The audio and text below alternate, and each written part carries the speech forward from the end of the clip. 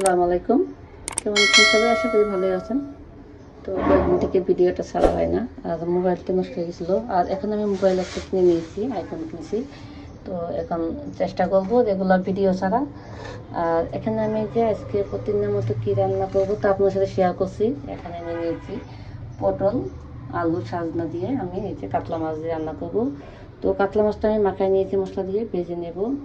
আর এখানে পটল ভাজি করবো। তো চুলায় কড়াইটা বসাই দিয়ে দিয়েছি, আর এই কড়াইটা এখানে আমি মাছটা ভেজে নেব।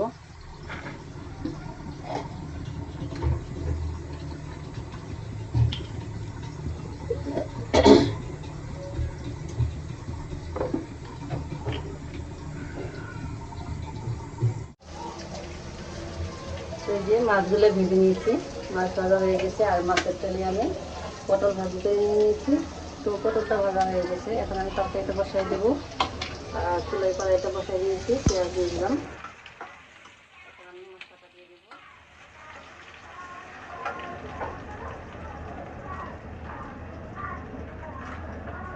তো আজকে আমি সবগুলো মশলা একসাথে বেটে নিয়েছি। এখানে বেটে নিয়েছি পেঁয়াজ, জিরে, রসুন একসাথে বেটে নিয়েছি।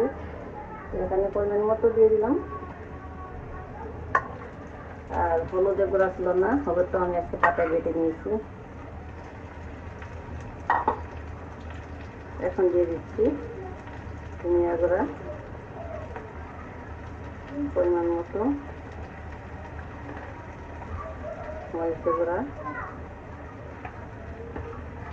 আর দিচ্ছি এখন স্বাদ মতো লবণ।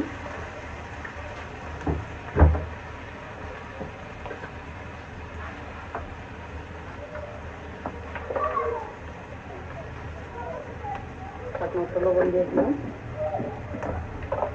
আমি একটু পানি অ্যাড করে দেবো। মশলাটা ভালোভাবে কষানো রাখতে।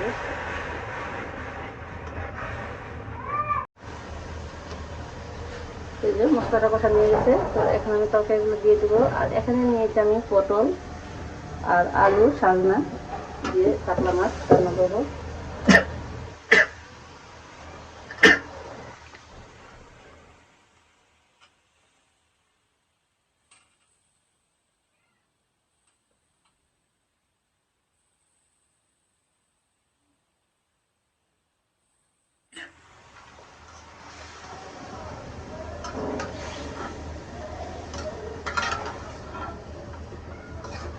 তো এখন আমি ঢেকে দিচ্ছি, ঢেকে একটু ভালোভাবে কষাই নেবো।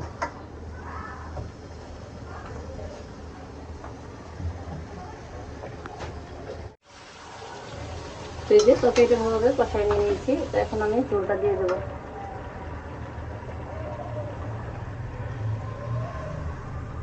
তো পরিমাণ মতো ঝোলটা দিয়ে দিলাম।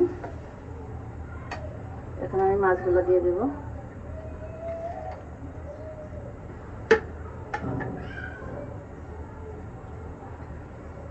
তো মাছগুলো দিয়ে ঢেকে দিচ্ছি, তরকারিটা হলে দেখাবো।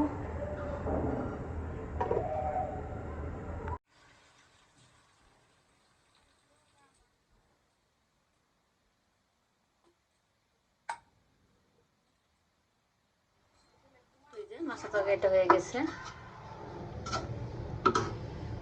আর এখানে পটল ভাজিটা হয়ে গেছে, ভাতটা রান্না হয়ে গেছে। দুপুরের মতো রান্নাটা শেষ। তো পরবর্তীতে কিছু করলে আপনার সাথে শেয়ার করবো।